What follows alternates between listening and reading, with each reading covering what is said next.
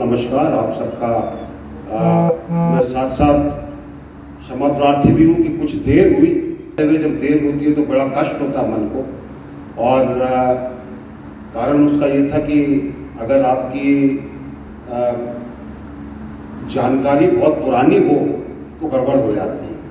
मैं इंदौर को 1970 से देख रहा हूँ, जब मैं पहली बार मऊ आया था, और बहुत बार आना हुआ है। हर बार कुछ ना कुछ नया दिखता है, अब कुछ ज़्यादा ही नया दिखता है। अब मध्य प्रदेश बदल,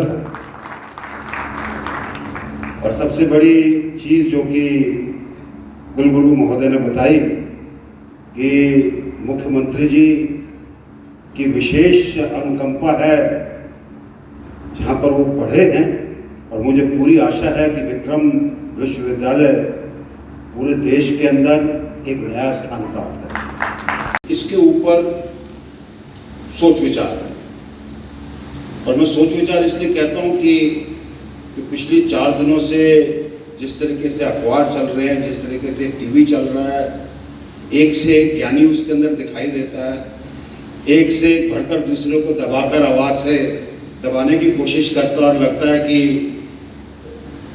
सैनिकों की ज़रूरत नहीं है, सिर्फ ये टीवी एंकर ही काम पूरा कर लेंगे।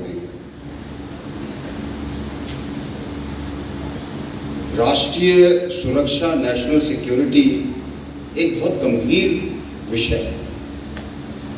इसकी बहुत सी परिभाषाएं हैं, बहुत सी डेफिनेशन हैं।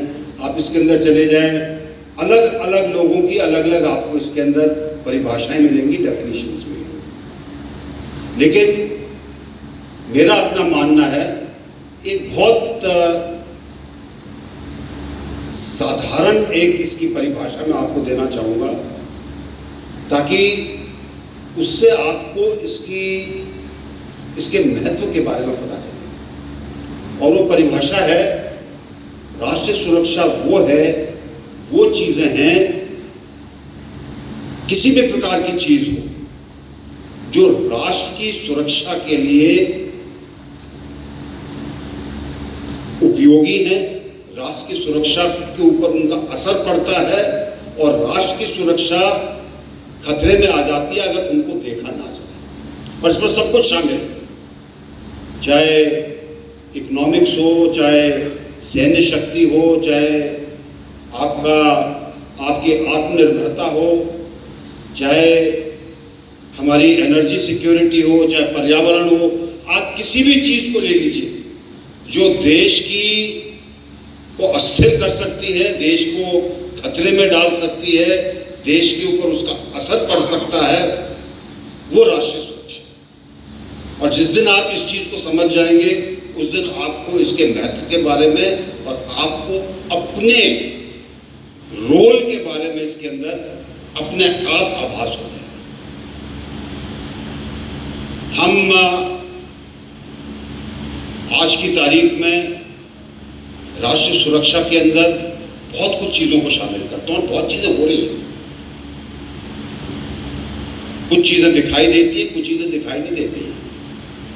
और खासकर जो इकोनॉमिक्स है, हमारा व्यापार है, हमारे निर्यात हैं, हमारे आयात हैं, उससे हमारे देश पर क्या फर्क पड़ता है, देश के अंदर क्या हो रहा है, क्या हमारा उत्पादन है,